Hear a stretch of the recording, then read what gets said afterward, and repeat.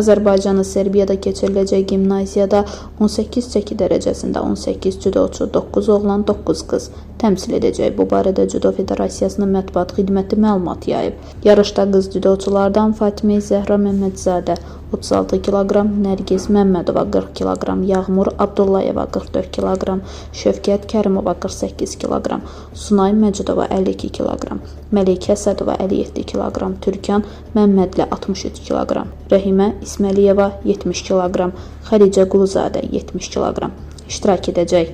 Oğlan cüdoçulardan isə Fuad Rəhimli 38 kq, Fərid Rızazadə 42 kq, Agil Nağıyev 46 kq, Rəhim Əliyev 50 kq, Nuruz Sadıqzadə 55 kq, Akşin Bayramov 60 kq, Davud Bayramov 66 kq, Mehdi Məmmədəli 73 kq, Camal Bünyadov 73 kq mübarizə aparacaq. Gimnaziyada da B kateqoriyalı beynəlxalq dərəcəli hakim Bəhriyə Hüseynova da ədalət təmsilçiləri arasında yer alacaq. Qeyd edək ki, gimnaziyada da cüdo yarışları aprelin 11-dən 12-sinədək Luçan şəhərində baş tutacaq.